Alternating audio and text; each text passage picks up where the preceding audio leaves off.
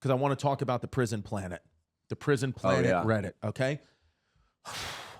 I got two things. I want to talk about the prison planet Reddit, and then I want you to remind me the funny fart story. Okay. The prison planet Reddit, okay? I am not in no way, shape, or form saying that this is true, that I even believe this. It just kind of, if it is true, it's terrifying. Mm-hmm.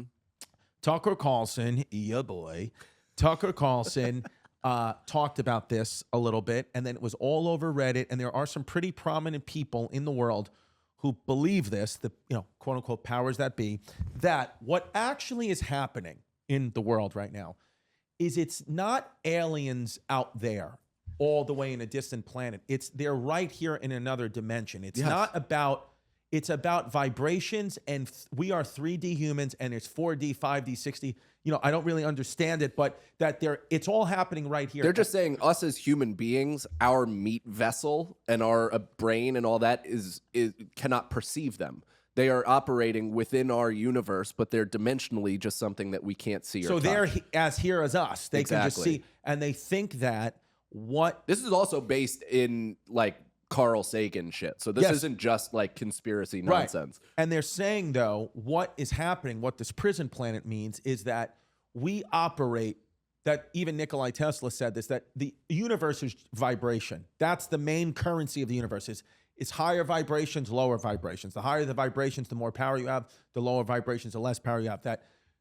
That we are, normal people, right, are trapped. Our souls are trapped in this prison planet, that when you die and you see the light, that's all a trick by these reptilian fourth dimension or higher beings who actually rule. They feed off our anxiety, depression, grief, and negative emotions as fuel. Mm-hmm. That is their power. That is what feeds them. Okay. And that the only way out of this is to be a very, very high frequency, vibration frequency individual, like a monk. That's why they spend all that time meditating, because they can get supposedly out of this low frequency and get into a high frequency.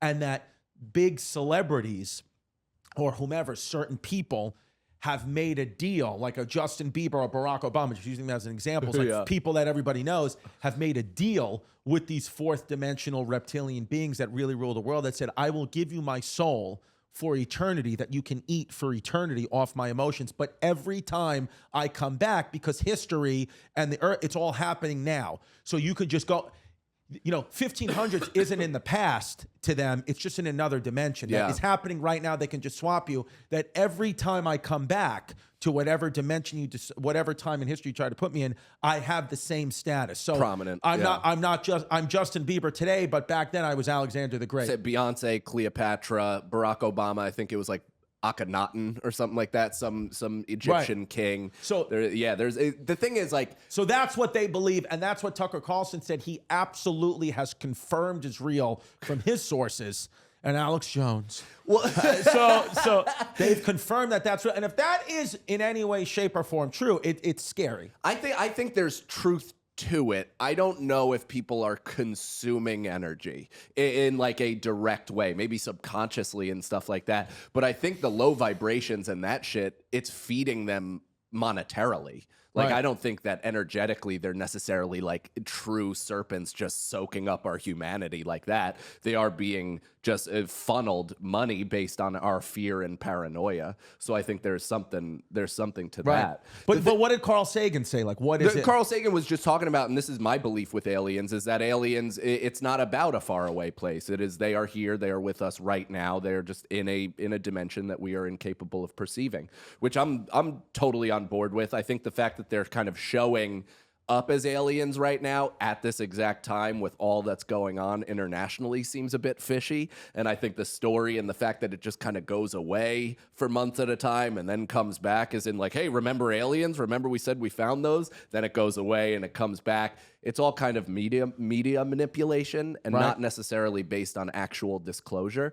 Dude, the thing, because I'm into all of this stuff. I am into vibrational feelings. I am into existing energetically. I'm into afterlife. I've done DMT, so I feel like I've experienced part of it. The thing that I've been kicking around lately is I'm starting to think that this is a simulation for all of us individually, and we never die until the end in our simulation. So to your simulation, I might die at 39, but I'm going to keep living in my simulation until I'm 78, 80, whatever, like a full life. Do you know what I mean? So I feel like as people are dropping off, that's just my simulation dropping them off. That's not necessarily their life path at all. And they could potentially be living an entire life in a different dimension. So like another our good friend Kenny DeForest, who just passed away, he's not. I think he's living on in a he's different dead in direction. our simulation, Yes. but he's not, or mine or yours. Yeah, but this is also somebody who has lost a lot of friends. Like so maybe this is what we call coping. This is somebody that doesn't deal well with loss.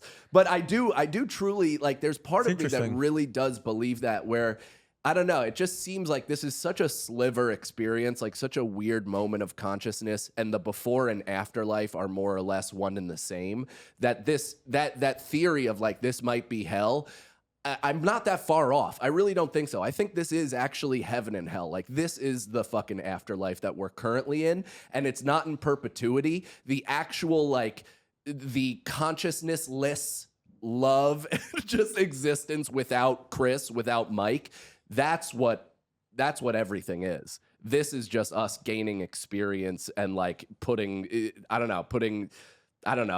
lost the train of thought. There it is.